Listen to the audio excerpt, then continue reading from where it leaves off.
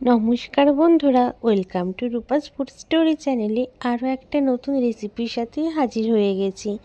আজকে করে দেখাবো দুটো ডিম আর 2 প্যাকেট ম্যাগি দিয়ে দারুণ স্বাদের একটা সন্ধ্যের টিফিন রেসিপি।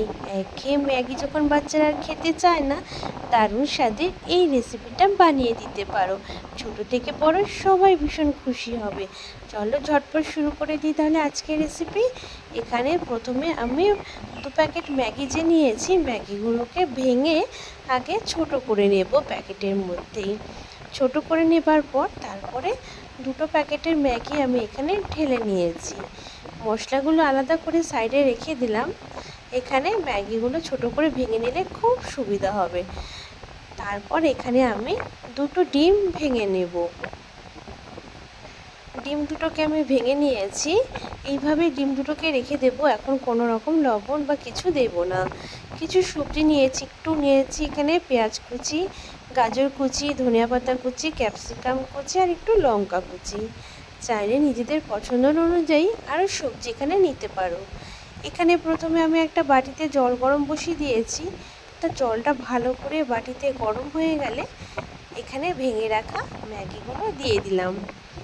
ভেঙে রাখা ম্যাগিগুলোকে দিয়ে দেবার পর এগুলোকে আমি এবার ভালো করে একটু সেদ্ধ করে নেব। তা দেখো এখানে আমি প্রথমে একটু নেড়ে দিয়েছি। তা ম্যাগিগুলো কিন্তু ফোটানোর সময় জলটা একটু বেশি দিতে হবে, যাতে ঘন না হয়ে যায়। আর এইভাবে একটুখানি মাঝে মধ্যে নেড়ে দিতে হবে ম্যাগিটাকে। তারপর কিছুক্ষণের মধ্যে ম্যাগিটা যখন একটু বেশ ভালো সেদ্ধ হয়ে যাবে, তো দেখো হাতে নিলে বোঝা যাবে যে ম্যাগিটা সেদ্ধ হয়ে গেছে। তারপর এটাকে নামিয়ে নেব। ম্যাগিটা কিন্তু খুব সুন্দর সেদ্ধ হয়ে গেছে। গ্যাসটা বন্ধ করে দিয়ে আমি একটা বাটির উপরে ছাঁকনি রেখেছি।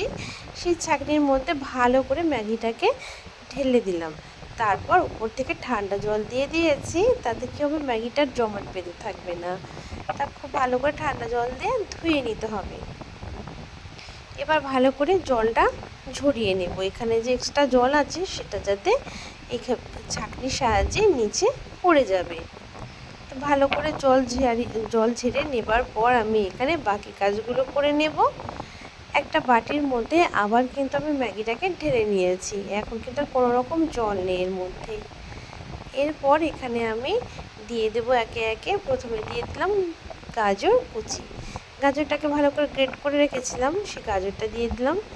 দিয়ে দিলাম একটু পেঁয়াজ কুচি, আর দিয়ে দিলাম ক্যাপসিকাম কুচি, আর দিয়ে দেবো একটু লঙ্কা কুচি। ঝালটা নিজেদের পছন্দ অনুযায়ী দেবে। ছোট বাচ্চা হলে যে যেরকম ঝাল খেতে পারে সেই বুঝে ঝালটা দেবে। আর দিয়ে দিলাম একটু টমেটো কুচি, সাথে একটু ধনিয়া পাতা কুচি।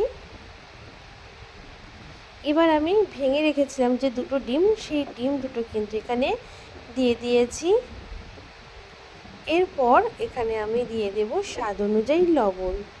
লবণটা একটু বুঝে দেবে, যাতে খুব বেশি না হয়ে যায় আবার।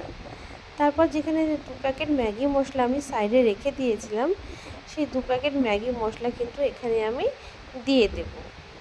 আর ম্যাগি মশলার গন্ধটা কিন্তু খুব সুন্দর হয়, বাচ্চারাও কিন্তু ভীষণই পছন্দ করে এটা।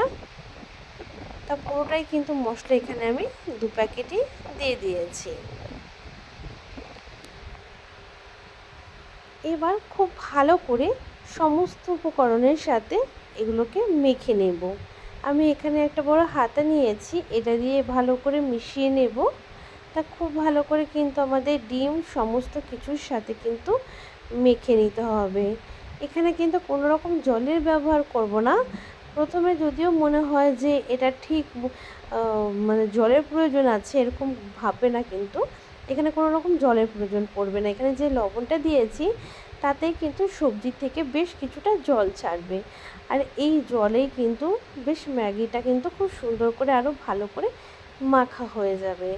তা এইভাবে কিন্তু বেশ কিছুক্ষণ এখানে আমি মেখে নিচ্ছি। তাতে কি হবে, যত ভালো করে একটু মেখে নেওয়া হবে সবজির থেকে কিন্তু জলটা বেশ সুন্দর ছাড়বে। তাতে ম্যাগির নিচে কিন্তু অনেকটাই দেখা যাবে।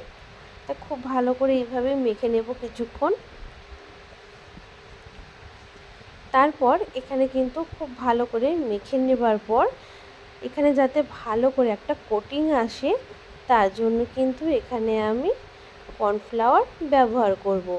তবে তোমরা চাইলে এখানে চালের গুঁড়ো দিতে পারো কর্নফ্লাওয়ারের বদলে। তবে আমার হাতের কাছে আজকে চালের গুঁড়ো নেই, কর্নফ্লাওয়ার রয়েছে, তাই কর্নফ্লাওয়ার দিয়ে দিয়েছি। প্রথমে আমি 1 চামচ দিয়ে দিলাম।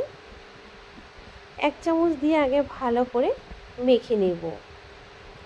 তাতে কি হবে, আমরা যে তৈরি করব এখানে নাস্তা বা যাই বলো টিফিনটা তৈরি করব, সেটা কিন্তু খুব সুন্দর তৈরি হবে। তা নাহলে কিন্তু এটা ভালো মতন বানানো যাবে না। তা আমি এখানে আমার মনে হলো আরও একটু দরকার, তাই 1 চামচ আর হাফ চামচ মতন এখানে দিয়ে দিয়েছি।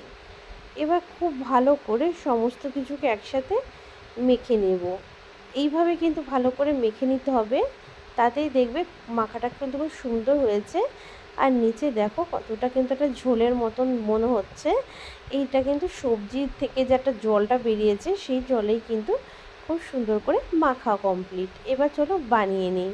এখানে আমি একটা তড়কা প্যান নিয়ে নিয়েছি। তা তড়কা প্যানটাকে প্রথমে ভালো করে একটু তেল দিয়ে গরম করে নিয়েছি।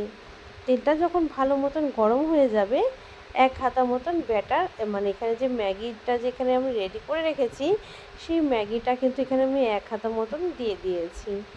এবার আমি একটা ছোট্ট থালা দিয়ে ঢেকে একদম লো ফ্লেমে কিন্তু এটাকে রেডি করে নিতে হবে। তা নাহলে কিন্তু নিচ থেকে পুড়ে যাবে আর ভালো লাগবে না খেতে। ঢাকা দিয়ে আমি 2 থেকে 3 মিনিট অপেক্ষা করার পরে ঢাকা খুলে আবার এটাকে কিন্তু সুন্দর করে উল্টে দিয়েছি।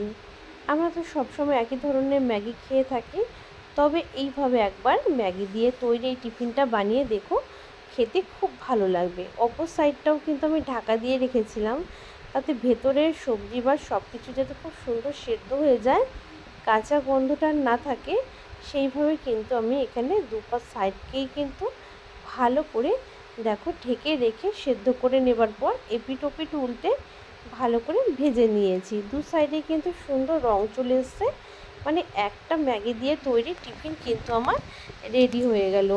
আর টিফিনটা দেখতেও কিন্তু খুব সুন্দর হয়েছে। একইভাবে আমি আরও একটা টিফিন কিন্তু বানিয়ে নেব। ম্যাগির কিন্তু অনেক রেসিপি তোমরা করে খেয়েছো বা বাড়িতে বানিয়েছো। এই রেসিপিটা কিন্তু অনেক বন্ধুরাই আছে কখনোই বানিয়ে দেখোনি, তাই অবশ্যই রিকোয়েস্ট রইল একবার হলেও এভাবে বানিয়ে দেখো। বাড়ি ছোটো বড়ো সবার খুব ভালো লাগবে। আর তোমরা পারলে কিন্তু এখানে অবশ্যই চালের গুঁড়ো অ্যাড করো, চালের গুঁড়োতেও কিন্তু ভীষণই মুচমুচে তৈরি হবে। দেখো ওই তড়কা প্যানে আরও একটু সাদা তেল গরম করে নিয়ে আরও 1 হাতা মতন দিয়ে দিয়েছি আমি ম্যাগির ব্যাটারটা। তারপর ঢাকা দিয়ে লো ফ্লেমে রেখেছিলাম। 2 থেকে 3 মিনিট রাখার পরে দেবের নিচটা খুব সুন্দর হয়ে যায়। তারপর উল্টে দিয়ে আবার একটু ঢাকা দিয়ে আমি নিচের সাইডটাও কিন্তু খুব সুন্দর করে ভেজে নেব, তাতে ভেতরটাও খুব সুন্দর সেদ্ধ হবে। আর এগুলোকে কিন্তু লো ফ্লেমেই তৈরি করতে হবে বন্ধুরা। তো দেখো এই সাইডটাও খুব সুন্দর হয়ে গেছে, আবারও একটু উল্টে দিচ্ছি। আর এখনও পর্যন্ত যে সমস্ত বন্ধু এবং দিদি ভাইরা আমার সাথে রয়েছে, পাশে রয়েছে, তাদেরকে জানাই অসংখ্য ধন্যবাদ আমার সাথে এবং পাশে থাকার জন্য। তো দেখো এইভাবে কিন্তু সমস্ত টিফিন আমি বানিয়ে নিয়েছি। আর টিফিনগুলো দেখতেও কিন্তু খুব সুন্দর হয়েছে আর খেতেও হবে দারুণ টেস্টি। তা দেখো টিফিনগুলো আমি তোমাদের দেখিয়ে দিচ্ছি সামনের থেকে, ভেঙেও দেখিয়ে দেব যে ভেতরে কোনো রকম কাঁচা নেই, খুব সুন্দর কিন্তু সেদ্ধ হয়ে গেছে। এগুলো কিন্তু টমেটো সস দিয়ে খেতে দারুণ লাগবে বন্ধুরা, তাই আমি টমেটো সসের সাথে কিন্তু পরিবেশন করেছি। আজকের রেসিপি ভালো লাগলে অবশ্যই লাইক শেয়ার করা অনুরোধ রইল।